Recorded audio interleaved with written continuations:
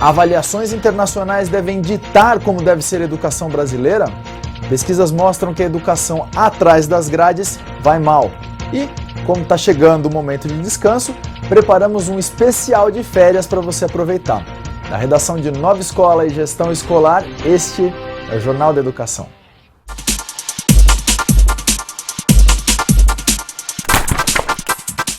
A gente segue repercutindo os resultados do Programa Internacional de Avaliação de Alunos, o PISA. Você sabe que o Brasil, apesar de uma melhora em matemática, ainda ocupa uma posição ruim no ranking. Mas a pergunta é, isso importa? A gente deveria definir os rumos da educação brasileira com base numa prova global que acontece de 3 em 3 anos? E mais, vale a pena importar as soluções que deram certo em outros lugares? São questões polêmicas e, em busca de algumas pistas para essas respostas, a repórter de gestão escolar Elisângela Fernandes entrevistou o especialista Tufi Machado Soares, da Universidade Federal de Juiz de Fora. Confira. Devemos nos mirar nos líderes do PISA? Nós estamos muito distantes da Finlândia em termos culturais, em termos de desenvolvimento econômico, em termos de desenvolvimento social. Podemos até desejar sermos a Finlândia, mas não nos ajuda muito no nosso processo de melhoria. A sociedade finlandesa é muito homogênea, então as desigualdades são muito baixas, o que certamente não acontecerá no Brasil a curto prazo. Com relação aos países orientais,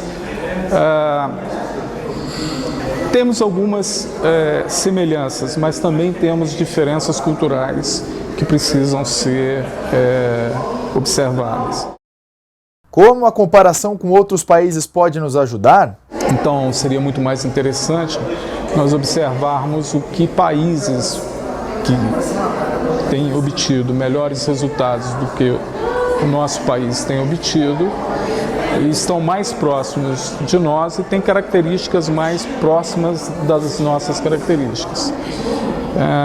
Por exemplo, os Estados Unidos, quer dizer, os Estados Unidos, apesar de ser mais rico, muito mais rico do que o Brasil, ele tem desigualdades sociais expressivas, ele tem sistemas educacionais muito diferentes, então talvez ele nos tenha muito mais a dar nesse momento do que, por exemplo, a Finlândia. Deveríamos ter metas de evolução para o PISA? O governo federal não estabelece metas com relação à escala do PISA e eu acho que não tem que estabelecer mesmo. Nós não temos que copiar os chineses, que têm esses objetivos bem determinados. E, além disso, precisamos entender melhor essas escalas do PISA, o que o PISA está medindo, o que de fato nos interessa, o que não nos interessa, o que é diferente no Brasil. Isso já existe no caso da Prova Brasil. Eu estou dizendo, a Prova Brasil é muito mais calibrada à realidade brasileira, até porque os pesquisadores analisaram seus resultados, já analisam seus resultados há mais tempo e com mais intensidade. O assunto agora é educação prisional. Mas bem que poderia ser falta de educação prisional. Uma pesquisa feita pela ONG Ação Educativa e pela Pastoral Carcerária revelou que mais de metade dos detentos no estado de São Paulo nunca estudou na prisão. Apesar disso, 86% deles afirmam que gostariam de participar de alguma atividade educativa. A Lei de Execução Penal prevê diminuição de 1 dia de pena para cada 3 dias de estudo. As informações são do jornal O Estado de São Paulo.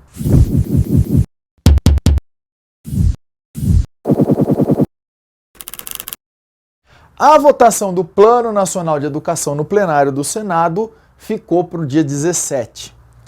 O relatório apresentado pelo senador Álvaro Dias e aprovado pela Comissão de Educação vai enfrentar o substitutivo apresentado pelo governo, pelo senador Vital do Rego. Oposição e governo vão ver quem tem mais força nessa disputa, num processo que se arrasta, como você sabe, já há 3 anos e que necessariamente precisará voltar para a Câmara dos Deputados porque foi modificado na sua passagem pelo Senado. Frase da semana: a educação é a arma mais poderosa que você pode usar para mudar o mundo. A frase foi proferida em 2003 por Nelson Mandela, ex-presidente da África do Sul, e foi relembrada nesta semana nas homenagens por sua morte. A fonte é o portal Porvir. Comissão de Educação da Câmara aprovou um projeto de lei que assegura a alfabetização de alunos nas escolas públicas e privadas pelo sistema de leitura em braille. A proposta altera a Lei de Diretrizes e Bases da Educação Nacional, a LDB, para garantir que alunos com deficiência visual tenham acesso à alfabetização. As informações são da Agência Câmara.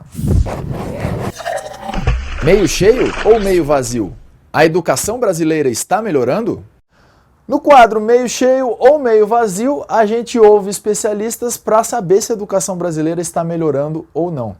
O convidado dessa semana é o professor José Marcelino de Rezende Pinto, da USP de Ribeirão Preto. Eu acho que temos uma melhora na cobertura, que eu acho que isso é uma grande melhora, né? Quer dizer, hoje nós dobramos 0 a 3, embora ainda seja muito baixo, né? Nós vamos ter que garantir 4 a 17, quer dizer, né? Então, isso é um avanço, né? Quer dizer, então eu acho que temos avanço do ponto de vista da quantidade. Quando eu olho o financiamento, a gente vê o seguinte, os valores cresceram em números absolutos, mas quando eu comparo com o PIB, eu vou ver que o crescimento não foi tão grande, quer dizer, né? Então, se o crescimento do recurso não é tão grande, né, e o número de alunos está crescendo, então eu tenho o direito de achar que o valor por aluno está caindo. Então, num certo sentido, isso compromete. Agora, por outro lado, nós já temos aí desde 83 a vinculação de recursos constitucionais para a educação, que tem garantido, né, ao contrário do que foi o período militar, na ditadura, tem garantido uma certa estabilidade. Então, assim, eu acho que tem um efeito cumulativo também, né? Quer dizer, eu acho que agora, temos gargalos terríveis, né? Quer dizer, o nosso ensino médio é uma escola que ninguém sabe o que fazer, o jovem não quer ir para a escola, né? A nossa universidade ainda é muito, pública é boa, mas é para poucos, né?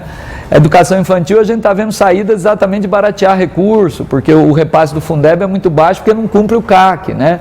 Então, assim, não tem jeito, é aquela coisa do copo pela metade. Eu diria que o copo está mais para baixo da metade do que para cima, mas avançamos. E aí, você já está desacelerando? A gente espera que sim. E para aproveitar, e por que não dizer comemorar esse período de descanso, de merecido descanso, nós de Nova Escola preparamos um especial de férias, com várias dicas para você aproveitar o tempo livre. Olha só, são dicas de saúde, indicações de músicas, livros, passeios reais e virtuais e filmes, como a lista dos melhores filmes do ano que você não viu, apresentados pelo especialista Marcelo Hessel, crítico de cinema do site Omelete. Veja aí. Para mim, o melhor filme lançado no Brasil em 2013 é um português que se chama Tabu.